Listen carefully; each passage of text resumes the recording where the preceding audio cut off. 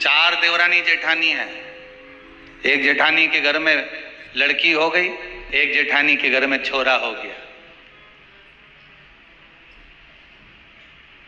हमें प्रसन्न होना चाहिए। अगर बेटी हो गई तो अधिक प्रसन्न होइए, और बेटा हो गया तो थोड़ा कम प्रसन्न होइए। कई लोग कहते हैं गुरुदेव, हमने सुना है शरद पूर्णिमा के दिन अमृत बरसता है, इसलिए लोग खीर बनाते हैं तो बाहर रख देते हैं। पहले हमारे यहाँ भी रखते थे, ऐसा नहीं है कि हमारा पुराना मकान जो टीन का था, आप जब सीहोर में कभी जाएं तो पूछ ले, पतरे का मकान था। अब पतरे के मकान में हमारी अम्मा, हमारी माता जी हमको खीर बना के दे देती, हम रख आते पतरे पर। हमको क्या मालूम था कि सवेरे खीर ही नहीं मिलेगी, बिल्ली पूरी खा जाएगी।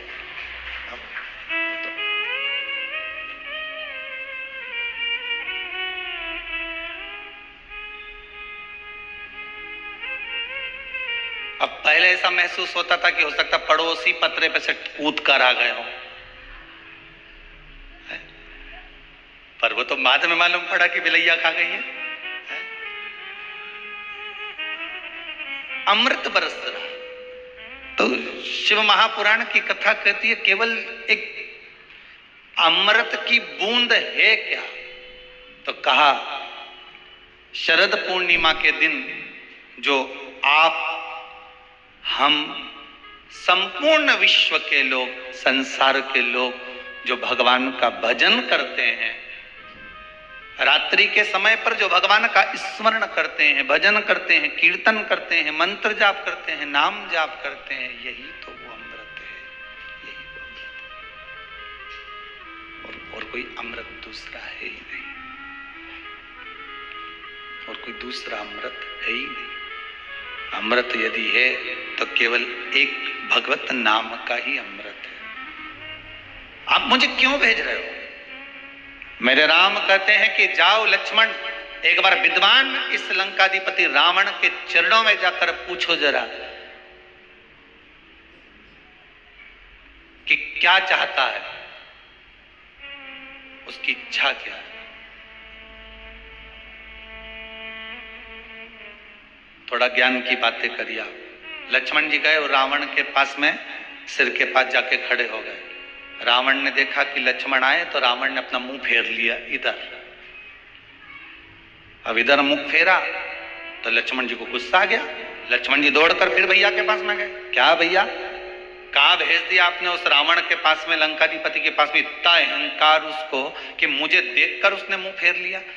तो राम जी ने कहा लक्ष्मण एक बात बता, गुरु जी के पास ज्ञान लेने जाते हैं तो उसके चरणों में बैठते हैं क्योंकि सिर पे बैठते हैं? लक्ष्मण जी बोले उनके चरणों में बैठते हैं। तो तू रावण से ज्ञान लेने गया था तो चरणों में खड़ा था कि सिर पे खड़ा था? लक्ष्मण बोले मैं सिर के पास खड़ा था। राम जी बोले अब चरणों में जाके खड़े हो, जाओ चरणों में जाओ। और रावण के चरणों में जैसे लक्ष्मण जी गए तब रावण ने लक्ष्मण जी को बुलाया और बुलाकर कहा, लक्ष्मण जी ने पूछा आपकी कोई अंतिम इच्छा हो, प्राण छूटने वाले हैं, आपके प्राण जाने वाले हैं, नाभि में अमृत सूख चुका है, बाण लग चुका है, आप मरने वाले हो, कोई आपकी इच्छा हो तो जरूर बताना। रावण मरते मरते भी एक सत्कर्म करते हुए चले गया। शायद दुनिया के लोग उसका वर्णन करें चाहे नहीं करें, पर पूर्णिमा शिव महापुराण की कथा आज ये अवस्थी परिवार भोपाल सरगुप्ता परिवार छत्तीसगढ़ से करा रहा है। तो इस प्रसंग को अपने जीवन में उतार कर रखना कि मरते मरते रावण एक सत्कर्म कर कर चला गया और लक्ष्मण जी से कहकर चले गया कि हे लखनलाल, मेरे राघव जी से विनती करना, मेरे राम जी से विनती करना कि मेरे जितने राक्षस मरे ये तो मेरे राम जी और लखनलाल जी और उनकी सेना के द्वारा मरे हैं। जो राम की सेना के द्वारा मरे हैं या राम के द्वारा मरे हैं या लखनलाल जी के द्वारा मरे हैं, उनके द्वारा मरे हुए मेरे सारे राक्षस तो उनके हाथ से मर मर के बैकुंठ चले गए। पर इतने सारे बंदर ये हमारे हाथ से मरे हैं, इनको बैकुंठ मिलेगा क्या जो हमारे हाथ से मरे? तो लखनलाल जी, आप राघव जी से विनती करना कि मेरे प्राण आज दशहरे पर छूटे हैं, पर पूर्णिमा तक इंतजार करना, मेरा अंतिम संस्कार तब करना जब ये बंदरों को भी कुछ अच्छा पद प्राप्त हो जाए, इन बंदरों को भी अच्छा पद प्राप्त हो जाए। रावण का शव पड़ा रहा, मंदोदरी बिलखती रही, रोती रही, विभीषण बात और संवाद राम जी से करते रहे, पूर्णिमा तक पड़ा रहा। तब अंत बिंदु क्या हुआ? जब पूर्णिमा का चंद्र आया तब राघव जी ने कहा, ए चंद्रदेव, आप शंकर जी के मस्तक पर विराजमान हो, कृपा करो, इन रावण के साथ वालों का उद्धार तो मेरे हाथ से मरते से ही हो गया, बस इतनी कृपा और कर दीजिए कि आपकी चंद्रमा की अमृत की बूंद इन बंदरों पर गिरा दीजिए, जिससे ये पुनः जीवित हो जाए, इनको अमृत तत्व मिले। अब सोचिए, जाते जाते भी भलाई का काम करके जा रहे हैं। और आज के जमाने में व्यक्ति जाते जाते भी पूरे झगड़े का काम करके जाता है। लिख के जा रहा हूं, ये मेरे शरीर को हाथ नहीं लगा, ये मुझे छुए नहीं। अरे ऐसा का काम? जरा सा झगड़ा हो ही नहीं तो तुम लड़ाई में कह दो, मैं तो पांव नहीं धरूंगा तेरे यहां, और तेरा मुंडा नहीं देखूंगा, और मैं तेरे यहां आऊंगा नहीं। अच्छा, तुम जैसे संसार के लोगों से लड़ाई करो कि तो मैं तेरे यहां आऊंगा ही नहीं, ऐसी लड़ाई एक दिन तुम महादेव से कर लो कि मैं तेरे यहां आऊंगा ही नहीं, तो महादेव के नहीं आएगा तो बांध के लाएंगे, पर आना तो पड़ेगा। ऐसी लड़ाई तुम कर लो भगवान से कि मर जाऊंगा पर तेरे यहां नहीं आऊंगा। संसार के लोगों से लड़कर तो कह सकते हो कि मैं तेरे यहां नहीं आऊंगा, झगड़ा कर लिया, लड़ लिए, बोल दिया, अपशब्द ताने कह दिया, पर भगवान से लड़कर कह दे तो कम कि हम तुम्हारे यहां नहीं आएंगे, जा तुमसे जो बन जा कर लो, जाओ कर लो। अगर किसी का एक्सीडेंट हो जाए, शुगर बीपी बढ़ गया, कोई बड़ा रोग आ गया, तो सबसे पहले आप पंडित देवता को बुलाकर, ब्राह्मण देवता को बुलाकर, अपने नगर के पुरोहित, ब्राह्मण आदि जोगी सन्यासी जो भी है उनके पास में जाकर पूछोगे, गुरुदेव जरा पत्रिका देखिए, पत्रिका देखकर मेरे दादाजी का, मेरे पिताजी का, मेरी माताजी का, मेरे भाई का, बंधु का, सखा का, पति का, पत्नी का, बेटे का, पुत्र का, जरा देख कर बताओ कि इसका ग्रह क्या चल रहा है। और कह दिया इसके ग्रह तो सब ठीक है, नहीं नहीं गुरुदेव, इसको कष्ट बहुत है, बहुत कष्ट में। किसी भी ब्राह्मण देवता से पूछोगे, नगर के किसी ब्राह्मण जन से आप पूछोगे, किसी विद्वान पंडित जी से आप पूछोगे, तो वो अगर शरीर में कष्ट है, रोग है, बीमारी है, बड़ी विपदा आन पड़ी है, तो कोई तुमसे नहीं कहेगा कि कनक धारा का पाठ करिए, कोई तुमसे ये नहीं कहेगा कि श्री सूक्त का पाठ करिए, कोई तुमसे ये नहीं कहेगा कि पुरुष सूक्त का पाठ करिए। अगर विपदा बड़ी है, रोग बड़ा है, तकलीफ बड़ी है, कष्ट बड़ा है, तो कोई तुमसे ब्राह्मण जन, विप्र जन, विद्वान पंडित जन एक बात जरूर कहेंगे कि महामृत्युंजय का अनुष्ठान करवा लीजिए। क्यों? महामृत्युंजय के उस मंत्र में क्या छुपा है? महामृत्युंजय के उस मंत्र में है क्या? तो महामृत्युंजय के उस मंत्र में चंद्र और शिव का अमृत तत्व छुपा हुआ है। कभी कभी गुल्लक, किस किस के यहाँ पर गुल्लक, बच्चे लोग जो पैसा डालते हैं, है किसी किसी के यहाँ?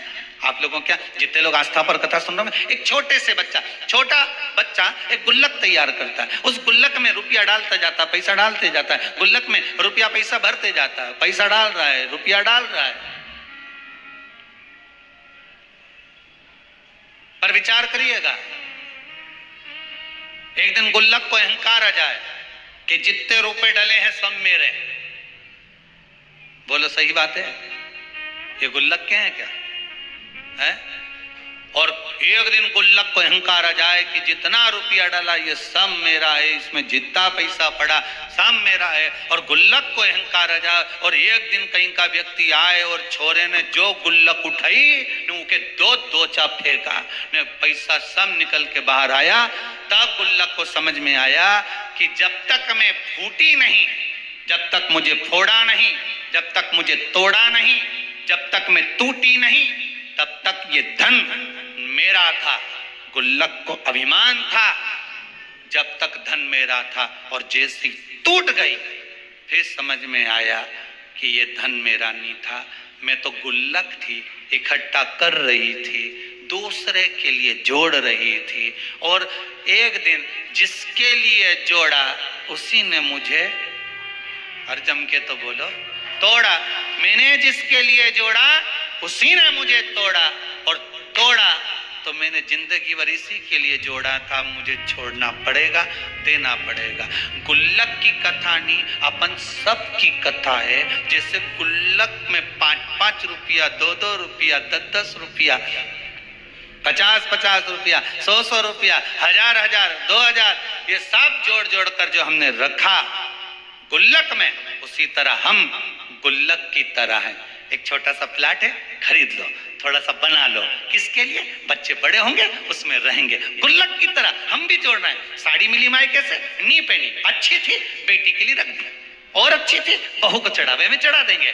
रकम ले रही हूँ दिवाली पर, ऐसी रकम लूं कि बहू के चढ़ावे में चढ़ जाए, ऐसी रकम लूं कि बेटी के काम में आ जाए, ऐसी रकम लूं कि छोरा पहन ले, ऐसी रकम लूं कि छोरी पहन ले। अब हम गुल्लक की तरह पैसा जोड़ रहे हैं, जोड़ रहे, जोड़ रहे, और जिसके लिए जोड़ा एक दिन उसी ने तोड़ा। जिस चीज का तुमको अहंकार होगा, जिस चीज का तुमको अभिमान होगा, सबसे पहले परमात्मा उसको खींच लेगा। सबसे ज्यादा अहंकार होता है इन दांतों को खाने का, सबको पट खाऊंगा, सबको चबा जाऊंगा। पूरे शरीर में सबसे पहले यही जाए, पूरे शरीर। कौवा और कोयल दोनों में सबसे अच्छा कौन बोलता है? जम के तो बोलो जरा। कोयल अच्छा बोलती है, ठीक है।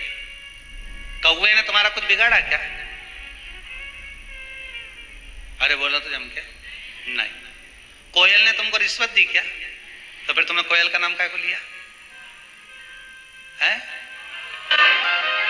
कोयल ने ना तो तुमको रिश्वत दी, कोयल ने ना तुमको कुछ एक केरी तोड़ के दी, कोयल ने ना तुमको कभी लड्डू लाके दिया, और तुमसे पूछा कि कौवा और कोयल में जोरदार कौन बोले, तो तुम तुरंत बोल दिए, जितने आस्था चैनल पे कथा सुन रहा है तुरंत बोले कोयल अच्छा बोलती है। तो कौवे ने तुम्हारा क्या बिगाड़ा था रे? वो तो बेचारा श्राद्ध में जिमने भी आए, और नहीं आए तो तुम थाली लेके काव काव करता रहा।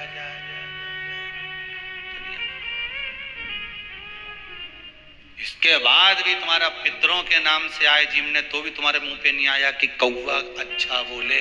तुम्हारे मुख पे आया तो एक ही बात आई ना, कोयल अच्छा बोले। ना कोयल ने तुम्हें रिश्वत दी, ना मोती दिया, ना लड्डू दिया, ना पेड़ा दिया, ना कपड़े दिया, ना एक बार कभी दिवाली पे घूमने गई तुम्हारे साथ। ना वो कोयल कभी तुम्हारे को शॉपिंग मॉल में लेके गई कि कभी एक आध बार हैंडसेट दिला दिया हो, मोबाइल दिला दिया। इसके बाद भी तुम्हारे मुख पर नाम आया तो कोयल का आया। कौवे ने तुम्हारा कुछ बिगाड़ा? कभी कौवे ने गाली दी, अपशब्द बोला हो, कभी तुम्हारे लिए आड़ा टेढ़ा करा बोला? कभी नहीं। पर कारण केवल एक था कि कौवा बोलता बड़ा बेकार था और कोयल बोलती बड़ा मीठा थी। बस निवेदन यही है, आप किसी को धन दो मत दो, आप किसी को दौलत दो मत दो, आप किसी को संपदा दो मत दो।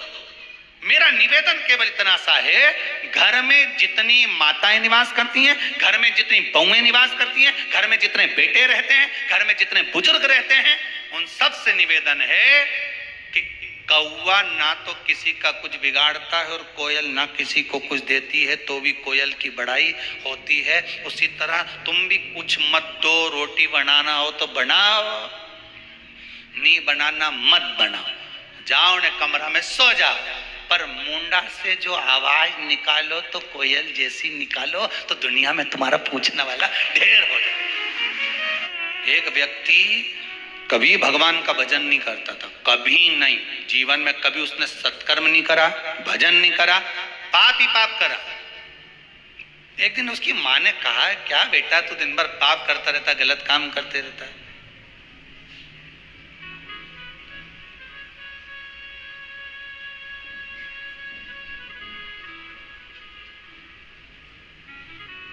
अच्छा देखो, 3 सोते हुए अच्छे लगते हैं।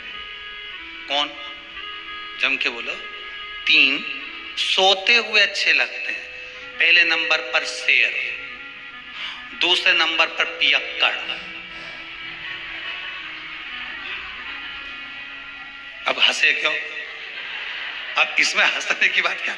अब उसमें सीधी बात, 3 सोते हुए अच्छे लगते हैं। पहले नंबर पर शेर, दूसरे नंबर पर पियक्कड़, तीसरे नंबर पर सांप। ये तीनों जागते हैं तो गड़बड़ी करते हैं।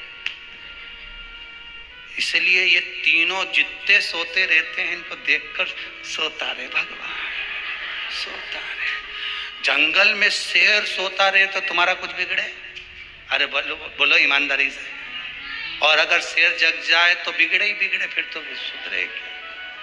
और दूसरे नंबर पर पियक्कड़ सोता रहे, तब तक भगवान इसको थोड़ा सुना देना भगवान। और जो पियक्कड़ उठा फिर तो गया।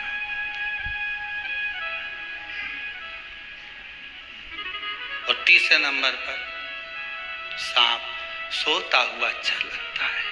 कोटर में भरा रहे, एक छिद्र में पड़ा रहे, सोया रहे, अच्छा है। और सांप जब जग जाए तो बिना पुंगी के भी पुंगी बच जाए।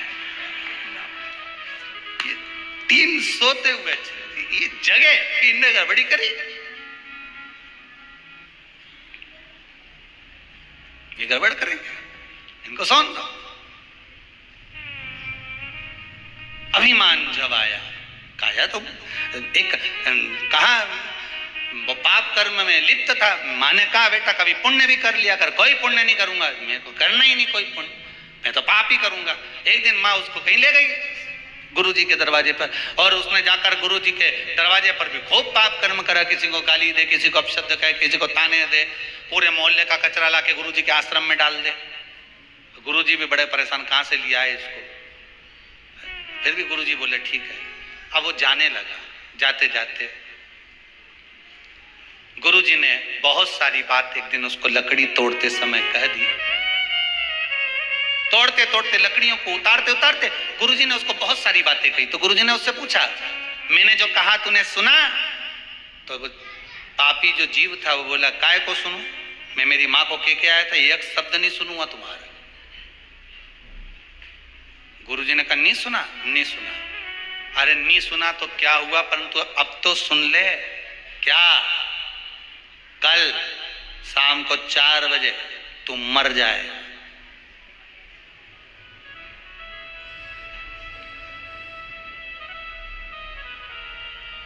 मरेगा ये पक्का है, पर अगर मर भी जाए ना, परमात्मा के सामने भी पहुंच जाए तो परमात्मा से कह देना जो लेने आए उसे एक ही बात कहना। वो पूछेंगे तेरे से कि पहले पुण्य भोगेगा कि पाप भोगेगा, तो कह देना पाप भोगूंगा और पुण्य को मुझे मेरी आंखों से देखना। बस इतना कहना और कुछ मत कहना। जा। अब इसको तो लगा कोई गुरुजी कोई सत्य बोलेंगे कि मैं 4 बजे मर जाऊंगा, और जैसे ही 4 बजे दूसरे दिन तो निपटी गया, मर गया। मरकर यमराज की कैद में गया तो यमदूतों ने ले जाकर इसको यमराज के सामने खड़ा करा। यमराज ने कहा बता पुण्य भोगेगा कि पाप भोगेगा? तो क्या पाप तो भोगूंगा पर पुण्य अपनी आंखों से देखूंगा। तो दोनों में से पहले क्या करना चाहता है? तो उसने कहा पाप भोग लेता हूं और पुण्य अपनी आंखों से देख लेता हूं, बस बता दो। अब इतने में यमराज ने कहा ये कोई बात होती कि पुण्य अपनी आंखों से देखेगा? मर गया क्या पुण्य के खाक देखेगा? नहीं, मैं तो अपनी आंखों से देखूंगा। यमराज इसको ले गए इसको नरक का भोग भुगताते भुगताते भगवान ब्रह्मा जी के पास पहुंच गए। ब्रह्मदेव ने पूछा हुआ क्या? प्रभु समझ में नहीं आ रहा है। ये एक ही बात लेकर बेटा कि पाप का भोग भोगूंगा और पुण्य अपनी आंखों से देखूंगा। अब ये मर के आ गया तो क्या पुण्य क्या खाक देखेगा? ब्रह्मा जी बोले तुम अपने काम में लग जाओ, मैं सब निपट लूंगा। ब्रह्मा जी ने उसको रोक लिया, भैया क्या बात है? उसने कहा बस एक ही बात है, मेरे को पुण्य अपनी आंखों से देखना है और पाप भोगना है। तो ब्रह्मा जी ने कहा तुमने पाप भोग लिया ना? हाँ भोग लिया, अब पुण्य दिखा दो। तो ब्रह्मा जी ने कहा भैया पुण्य केवल इतना सा है कि मरने से पहले तूने गुरु की एक बात मान ली और यहां आकर उस बात को कह दिया कि पाप भोगूंगा और पुण्य अपनी आंखों से देखूंगा। तूने गुरु की मात्र एक बात मानी, इसलिए तुझे मैं ब्रह्मा का साक्षात दर्शन हो गया। एक बात अगर तूने आज गुरु की मानी है तो ब्रह्मा का दर्शन हुआ है। ये शिव महापुराण की कथा वेद व्यास जी महाराज 24,000 श्लोक को शिव महापुराण के इन संवादों को, इन श्लोकों को, इस शिव महापुराण को, भागवत आदि पुराणों को अगर वेद व्यास जी ने लिखा है और किसी ब्राह्मण के मुख से आप श्रवण कर रहे हैं, एक संवाद, एक शब्द भी अगर आपने अपनी जिंदगी में उतार लिया तो यह पक्का है कि पुण्य तुम्हारे सम्मुख में आकर खड़ा हो जाएगा और परमात्मा का, मेरे शिव का एक ना एक दिन दर्शन जरूर हो जाएगा। ये पक्का है। अब ये शरद पूर्णिमा आ रही है, कुछ नहीं करना, पीपल का एक पत्ता, उस पत्ते पर थोड़ा सा चावल, थोड़ा सा चावल, पूर्णिमा की रात्रि को अपने हाथ में लेकर, अपने नयनों से लगाकर, शरीर पर से स्वयं उतारकर उसको दरवाजे के पास रख दीजिए। पूर्णिमा की रात्रि को पूर्ण होने पर उस चावल को दूसरे दिन सूंघ कर बहते हुए पानी में डाल दीजिए।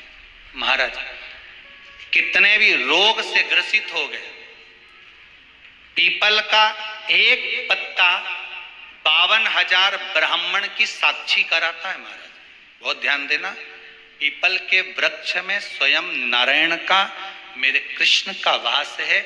स्वयं भगवान गीता के अंतर्गत कहते हैं कि मैं पीपल का वृक्ष हूं,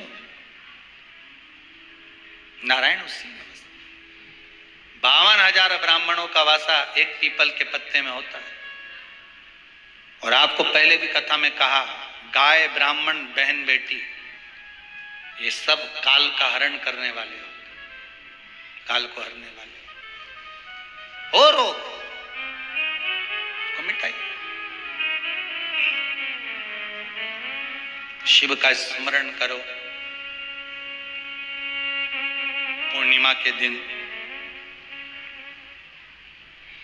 चावल का एक आखा दाना, आखा दाना जानते हो, पूरा खंडित चावल नहीं, कितना चावल, एक दाना चावल का शंकर भगवान के शिवलिंग पर समर्पित करिए। एक बेलपत्र जिसका डंडी का मुख अपनी ओर हो, जहां से चावल चढ़ाया है, उस चावल के ऊपर अपनी कामना कर कर रख दीजिए और चंद्रमौली भगवान का स्मरण करिए। कौन से भगवान? शंकर भगवान का सर्वश्रेष्ठ सुंदर नाम है चंद्रमौली।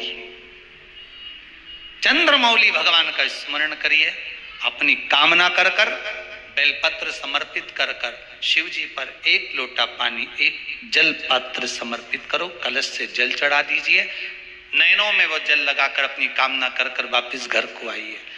अगली शरद पूर्णिमा आएगी, जो कामना करी है मेरा चंद्रमौली भोलेनाथ उसे पूर्ण कर ही देगा। शिव उपासना के लिए जितनी 12 महीने में पूर्णिमा पड़ती है, एक एक पूर्णिमा का व्याख्यान वर्णन करेंगे। आज तो कथा का महत्तम दिवस है, पहला दिवस है, तो हम उसको महत्व समझें कि पूर्णिमा का महत्व क्या है, हम उसका महत्व समझें कि शंकर और चंद्र का रिश्ता क्या है, संबंध क्या है।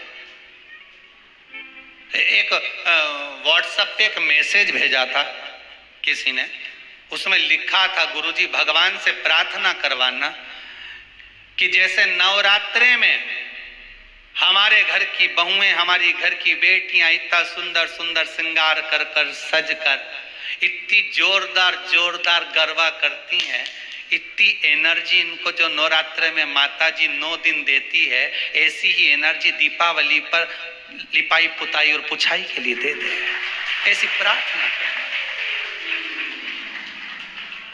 नवरात्र में इतनी एनर्जी इनमें आ जाती है कि डंडा ले लेके ये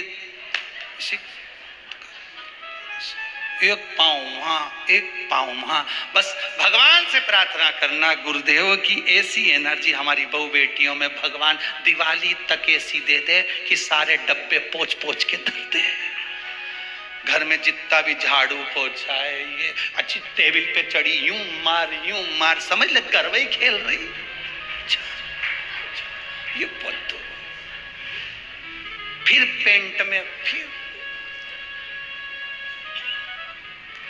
9 दिन के बाद अगर सास कह दे कि बेटी उधर से झाड़ू लगाती लगाती लिया और सारे रसोई घर के डब्बों को निकाल के धो के पोंछ ले, उतने में तो 4 दिन से तो मेरी कमर ही दुख रही है, एनर्जी खत्म, बल समाप्त। अच्छा एक बात बताइए कि कई लोग कहते हैं कि कई तुम जहां जहां जाते हो ना, ऐसे जिनके शरीर में ऐसे ऐसे लोग घूमते हैं और घूमने के बाद कहते हैं कि तेरी कुल देवी तुझसे रूठ गई, कहते हैं ना, तेरे से तेरा ये देवता रूठ गया, वो देवता रूठ गया, परमात्मा रूठ गए। तो आप कैसे पहचानोगे कि भगवान आपसे रूठ गया? आप कैसे जान सकते हो कि भगवान आपसे रूठ गया? हमने देवी जी को धोख नहीं लगाई तो देवी जी नाराज हो गई, हमने पिताजी को धोख नहीं लगाई तो पिताजी नाराज हो गए, हमने वो देवता के ये नहीं करा तो वो नाराज हो गए। आपको कैसे मालूम पड़ेगा कि देवता नाराज होते हैं? देवता नाराज होते हैं, याद रखना, संसार में देवता अगर नाराज होते हैं तो कभी किसी का अहित नहीं करते। बहुत ध्यान देना इस बात पर, कभी अहित नहीं करेंगे देवता अगर नाराज होंगे। देवता नाराज होते हैं तो किसी का भोजन पानी बंद नहीं कर देते। देवता नाराज होते हैं तो किसी का खाना पीना बंद नहीं करवा देते। देवता अगर नाराज हुए हैं और आपको मालूम करना है कि देवता मुझसे नाराज हैं, तो कैसे मालूम करोगे? तो केवल एक काम करिएगा, अगर देवता नाराज होते हैं तो सबसे पहले आपकी पूजन पाठ छुड़वा देते हैं। क्या छुड़वाएंगे? रोज मंदिर जाती है, रोज माला उठाकर जाप करती है, रोज गीता जी का पाठ करती है, रोज दिया लगाने जाती है। 4 दिन 5 दिन 6 दिन 10 दिन अगर आप दिया लगाने नहीं गए, मंदिर नहीं गए, पूजन नहीं करी, तो समझ लेना कि देवता मुझसे नाराज हैं, इसलिए मेरा मुंह नहीं देखना, मुझसे नाराज।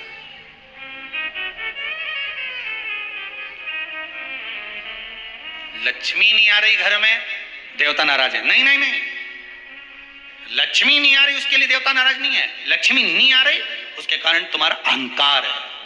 भगवान ने जब दिया था उसको सत्कर्म में नहीं लगाया। एक बात इससे पहली वाली कथा में कही थी, शरीर चले और तुम्हारे याद है तुम लोगों को? बस उतना याद कर लो, बहुत है।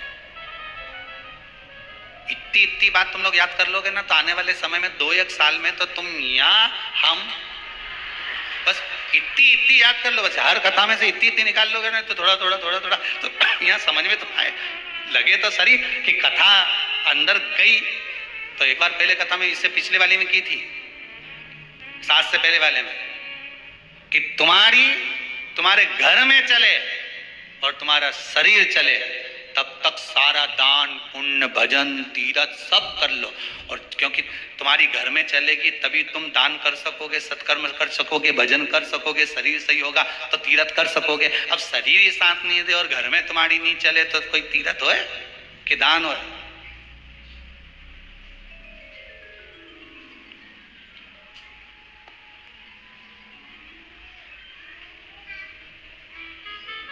कैसे भजन?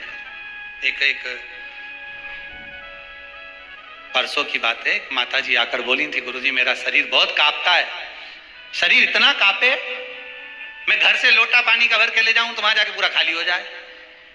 अब आप बताओ शंकर जी पानी कैसे चढ़ाऊं? हमने भी सोचा बड़ी गजब की बात है। अब शिव पुराण में लिखा है कि वहीं का लोटा, वहीं का पानी, वहीं के शंकर को चढ़ाओ तो पुण्य नहीं मिले, इसलिए घर से ले जाओ। और अगर वहां का चढ़ाओ तो कुछ एक आध रुपया पानी का जो भरा होगा, जिसने जिसने मजदूरी करी होगी, जिसने लाया होगा, तो वो पहले दान पेटी में डालो, उसके बाद चढ़ाओ। तो हमने कहा माता जी एक काम करो, मंदिर में से पानी भर लिया करो। अरे गुरु जी भरने को तो भर लूं, पर आपने कहा था थोड़ी सी दक्षिणा चढ़ाओ, मेरे पास तो इतना भी नहीं है कि मैं दक्षिणा चढ़ाऊं, अब बताओ लोटा कैसे लेके जाऊं। हमने मन में सोचा हमें मिले ऐसे प्रश्न। हमने कहा एक काम करो, तुम मंदिर मत जाओ, तुम तो घर में रहो, भगवान का भजन करो, श्री शिवाय नमस्तुभ्यम जपती रहो। अच्छा अच्छे अच्छे को देखा, हाथ तो धूजे, पांव भी धूजे, पर ये जीवान कभी नहीं धूजे। नहीं, सोचने वाली बात है, ये खाने में कभी नहीं धूजी। खाने में तो तुरंत कहते देवड़ा में चटनी कम है, लाओ जरा थोड़ी सी रोज नमक मिर्ची और डालो, अच्छा होता है। तो कहा मां घर में रहो, श्री शिवाय जपते रहो। कहा गुरुदेव इससे क्या होगा? हमने कहा बस यही है, घर को अगर तुमने मंदिर बना लिया और घर में ही बैठकर जप लिया, एक दिन स्वयं शंकर जी आकर घर में ही खड़े होकर कह देंगे ले मुझ पर जल चढ़ा दे, शिव खुद आ जाएगा, उसको ढूंढने जाने की जरूरत नहीं पड़ेगी। तेरे मंदिर में आना मेरा काम है और मेरी बिगड़ी बनाना तेरा काम है। तेरे दरवाजे पर मैं आ ही गया, मुझे दर्शन दिखाना तेरा काम। ये वो जान।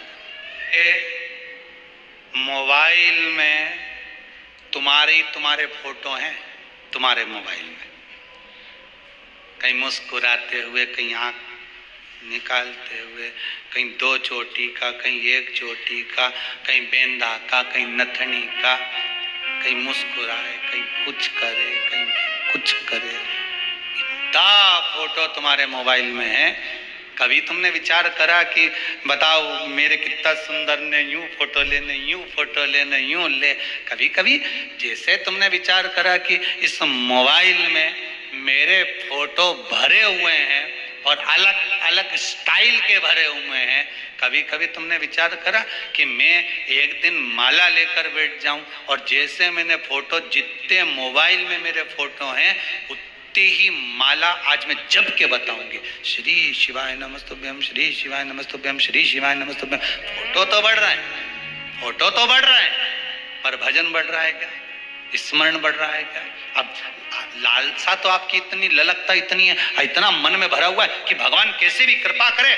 आज के जमाने में दुनिया के लोग करना कुछ नहीं चाहते, बस उनका तो मन है कहीं बाबा जोगी ऐसा मिल जाए, कहीं का महाराज ऐसा मिल जाए और वो ताली बजाने, चुटकी बजाने हंडा निकल जाए। अगर ऐसा हंडा निकलता रहता तो महाराज खुद नहीं भर लेता। अरे बोलो तो सही, गीता जी में मेरे कन्हैया जी कह रहे हैं, गीता जी में भगवान कृष्ण कह रहे हैं, कर्म प्रधान है, कर्म करोगे फल की इच्छा मत रखना, मैं आऊंगा खुद देकर चले जाऊंगा। पर आज के जमाने, अभी नवरात्रे गई, ना जाने कितना कितना लोग कहीं कहाँ गया होगा, ना अगरबत्ती लेके, नारियल लेके, कहीं कोई यूं घूमे, कोई यूं घूमे, कोई उच के, कोई इधर से उचक के उधर बैठ जाए, कोई उधर से उधर। तो लोग उनकी के साहब बस ऐसी कृपा कर दो, ने धन मिल जाए, ऐसी कृपा कर दो, कहीं से बारिश हो जाए पैसे की। तो भगवान फिर गीता जी में कहते क्यों कि कर्म करो फल की इच्छा मत करो। भजन करा नहीं, भजन किया नहीं, फल की इच्छा कर। बेलपत्री के पेड़ के नीचे,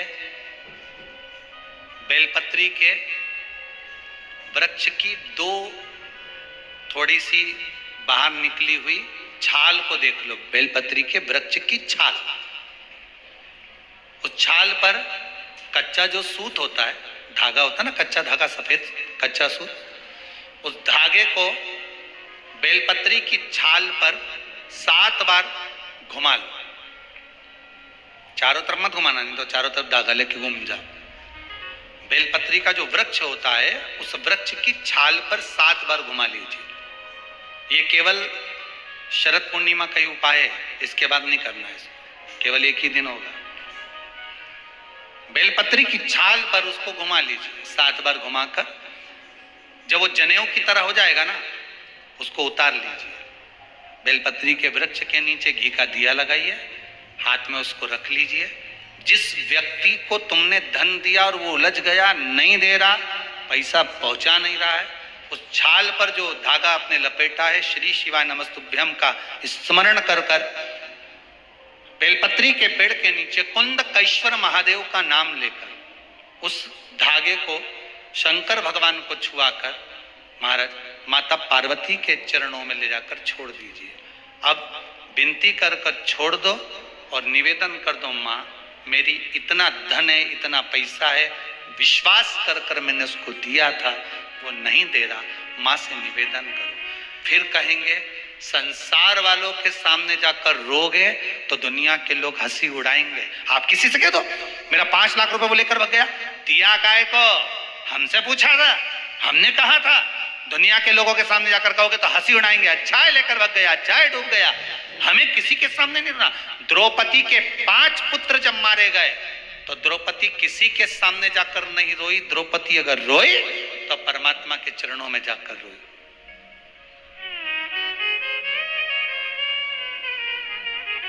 उत्तरा का गर्भ जला, ब्रह्मास्त्र छोड़ा गया, उत्तरा कहीं जाकर नहीं रोई, सीधे भगवान के चरणों में जाकर। भगवान ने पूछा हुआ क्या, उत्तरा कहती मेरा गर्भ जल रहा है, ब्रह्मास्त्र आ रहा है।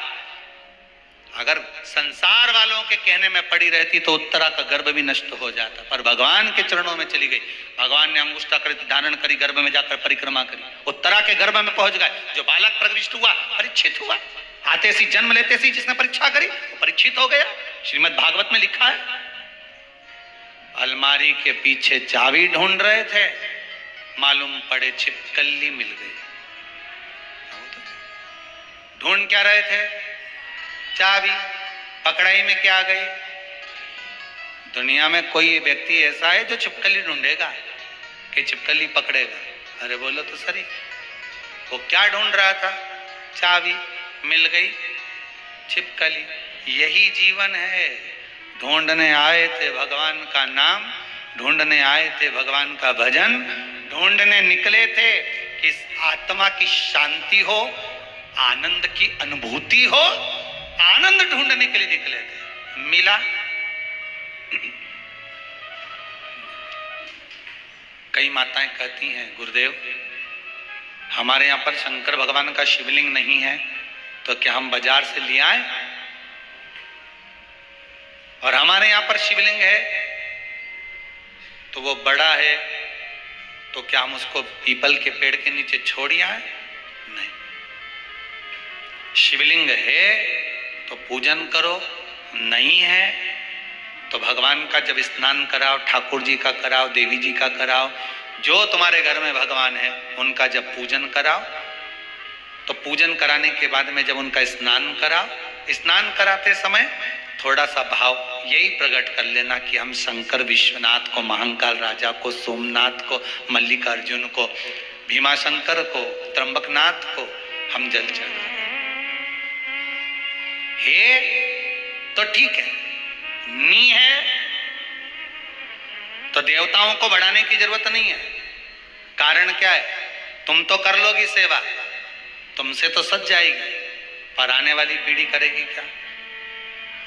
घर में सेवा उतनी ही करना, उतनी ही रखना जितनी तुमसे बन रही हो। तुम्हारे जाने के बाद घर के बहू बेटा भगवान को डलिया में भर के वृंदावन छोड़िया, ऐसा काम मत कर।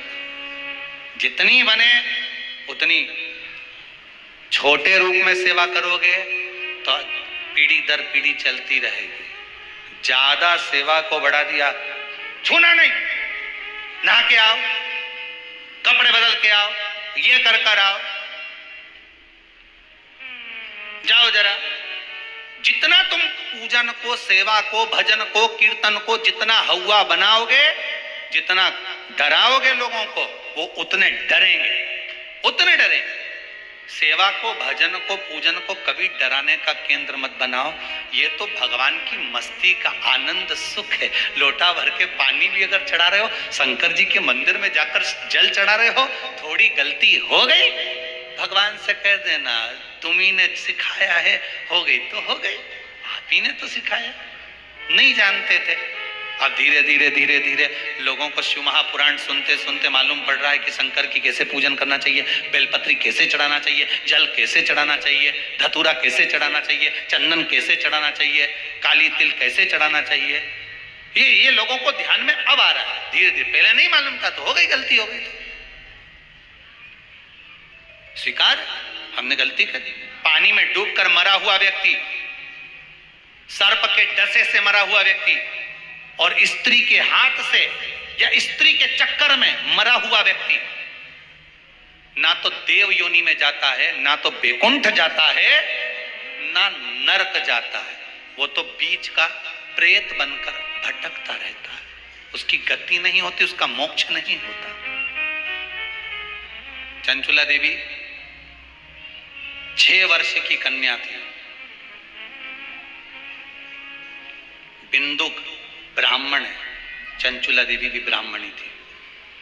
ब्राह्मण के घर में जन्म लिया है चंचुला देवी। मां जब चंचुला को पास में बिठा लेती थी भोजन कराते समय, तो आटे की लोई को, लोई आटा जो उसना हुआ रहता उसको तोड़ लेती थी चंचुला।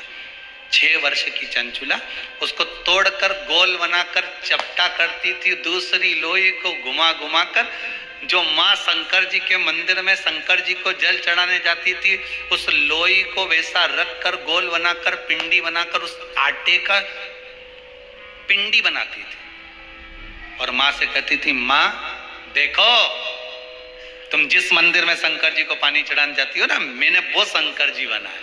ये 6 साल की चंचुला, ये बच्चे आपके भी करते होंगे। जब माँ पापड़ बेलती, माँ जब पापड़ बनाती ना तो छोटी छोटी लोई बच्चे छोटे छोटे से, हम भी बनाएंगे हम भी बनाएंगे, और वो छोटा सा बच्चा लोई लेकर बैठ गया, घुमा रहा है, चिड़िया बना रहा है, तोड़ रहा है, फोड़ रहा है। चंचुला देवी ने भी ये करा। कई लोगों ने पूछा, गुरुदेव चंचुला का पति इतना पापी था, बेकार कर्म करता था, चंचुला कभी भजन नहीं करी, दान नहीं करी, पुण्य नहीं करी, सत्कर्म नहीं करी, कभी उसने अच्छा काम नहीं करा, फिर काशी कैसे पहुंच गई? तीर्थ 12 ज्योतिर्लिंग तीर्थ स्थान में गंगा के घाट पर, हम तो ये तक कहेंगे कि कुबेरेश्वर धाम तक वही पहुंचता है जिसका थोड़ा ना थोड़ा पुण्य प्रकट हुआ होगा, नहीं तो जा ही नहीं सकता। अगर पुण्य प्रकट नहीं है, आ कोई रहा था, मालूम पड़े तो कोई दूसरा आ गया, गाड़ी में बैठने ही वाली थी, इतनी देर में फोन आ गया कि तू नहीं जाएगी, और तुरंत गाड़ी से उतरना पड़ा।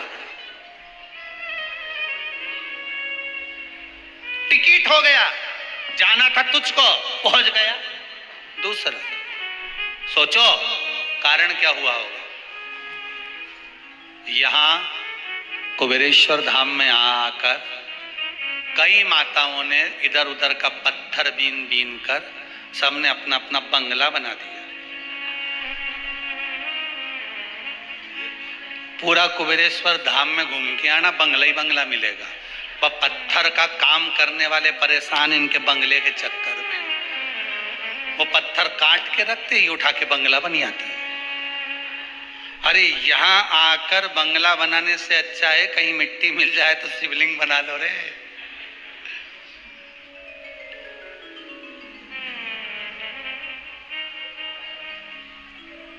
कुछ नहीं तो इतनी सी मिट्टी को गोल कर कर रख कर ही शंकर का स्वरूप बना लिया, तो ये यहाँ कथा कह रही है कि वो काम आ जाएगा। ऐसा नहीं है, अभी अभी दिवाली पे तुम लोग सफाई करोगे ना तो तुम्हारे घर में भी देखना इतना सामान, राम जी राम, कितना पड़ा, इतना कपड़ा अलमारी में से धूप में सुखाओ, इतनी साड़ी, ये तो मैंने पहनी ही नहीं, आज ही दिखी, कहां रख दी थी, निकली। इतना सामान, छोटे से मकान में इतना इतना इतना सामान। अब मन में सोचना जरा, सामान इतना सारा है और पल की खबर नहीं है, निपटी गई कल की कल। तो अब साड़ी कैसे पहनेगी? सामान ढेर भरा, इसका क्या होगा? एक प्रैक्टिकल जरूर करना, एक बार दिल लगाकर शंकर की शिव महापुराण को दिल से सुन लेना, और जिस कामना के लिए सुनोगे बाबा वो कामना आपकी पूर्ण 3 महीने में कर देगा। और दिल से सुनना, मन इधर उधर नहीं जाना चाहिए। अगर टीवी पर सुन रहे हो तो दिल से सुन लो। ये छत्तीसगढ़ वाले आए हैं या अवस्थी जी के यहाँ से आए हैं, इन्होंने कथा को यहाँ कर तो सुनी नहीं, यहाँ तो वो पहुंचे ही नहीं कभी। वो तो दिल से कथा टीवी पर श्रवण कर ली। एक बार मन बाबा में लग गया, ऐसा लगा कि बाबा ने डोर पकड़ ली और बुला लिया। बस दिल से सुनना, देने वाला वो बैठा है। तुम किसी से फोन पे बात कर रहे हो, बोलो तो सही। अब तुम बोले जा रहे और उधर से आवाज ही नहीं आए किसी की, सामने वाला बोलेगा ना हाँ हाँ हाँ तो तुम बोले जाओगे ना। अब वो तुमने बोले जा रहे उधर से ना तो हाँ होए ना हूं होए। कहां गए? हेलो हेलो, अरे हेलो। अब ऐसा लग रहा काट दिया, फिर इतनी देर में बोला फिर चालू है। हाँ ऐसा हुआ था, तो बहन ऐसी कह रही थी, तुम्हारा भाई ऐसा बोल रहे थे, तुम ऐसा बोल रहे थे। फिर वो बोलता हाँ हूँ। बस यही हमारा जीवन है। कथा में मन उसी का लगता है जो शंकर भगवान बैठा है और तुम फोन करके 3 घंटा लगाकर बैठे हो। शिव पुराण मतलब 3 घंटा तुम भगवान से बात कर रहे हो। अब उधर से हूँ हो रही है तो मन लगा है, हूँ होना बंद हो जाए तो समझ लो फोन कट गया। अब तुम कहते हेलो, अब मन लगाओ कथा में जाएगा। जब तक वो हाँ कर रहा है, जब तक वो बैठ कर डोर पकड़ा हुआ है, तब तक कथा में मन लगा हुआ है। फोन कटा, फिर तुम बोलते रहो हेलो हेलो हेलो, तो कोई हिले ना हूं ना। फिर वही पुरानी कथा याद कर लो, पीछे वाली। तुम निकल के जा रहे थे, कोई ने आवाज लगाया हे भेरू, तुमने नहीं सुना, भेरू नहीं सुना, तुम जम के चिल्लाए हे भेरू। उसने पलट के देखा कि नहीं देखा? तुम नाम किसी का भी लेकर देख रहा, वो पलट कर देखेगा। उसी तरह तुम परमात्मा को पुकारते रहो, शंकर को बुलाते रहो, शिव महापुराण सुनते रहो, एक बार तो पलट कर देखेगा ही, ये पक्का देखेगा। हारिए ना हिम्मत, बिसारिए ना आराम। कौन कहता है कि काम नहीं होगा? कर्म कर, भगवान गीता जी में कह रहे हैं। ये इनके चक्कर में मत पड़ कि नरियल लेके पहुंच गया, घूम गया, कृपा कर दो कि इसे हंडा निकाल दो। ये हंडा निकालने वाले खुद ही निकल गए, पर हंडा नहीं निकला। खोद रहे थे जमीन, गिर गई दीवार। पूछा महाराज कहां गए, तो के अंदर ही दब गए, निपट गए। ये हंडा वंडा के चक्कर में मत रहना।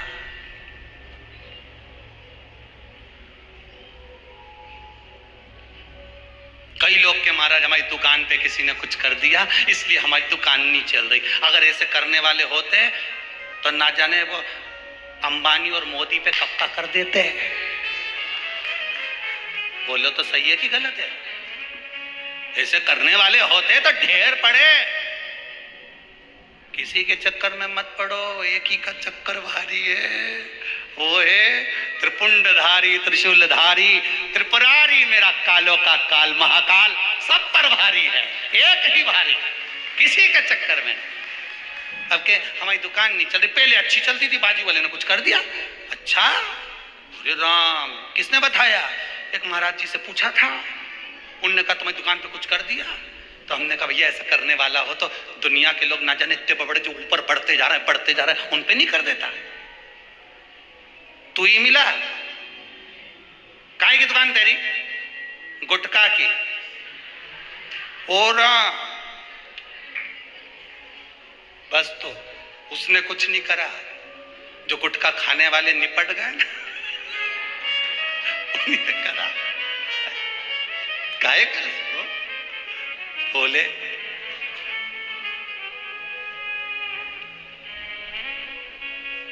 शिव कह रहे, शंकर की कथा कह रही है, इस मन को परमात्मा में लगा लो। बिंदु चंचुला देवी मन को जो लगाई शिव में, 6 वर्ष की अवस्था में चंचुला ने आटे का जो शिवलिंग बना रही थी, मम्मी के साथ माता के साथ बैठकर खिलौने में खेल।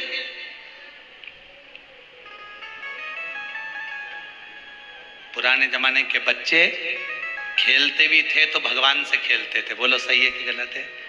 कहीं गणेश जी की मूर्ति उठा लाए पुरानी, कहीं लक्ष्मी जी को उठा लाए, कहीं इतना सा खेल खिलौना पहले दिवाली पे मिलती थी वो चक्की और खिलौना और ये और वो, उससे खेलते थे। आज का जमाना में तो दिन भर मोबाइल लेके खेलता रहे, गाड़ी इधर से उधर।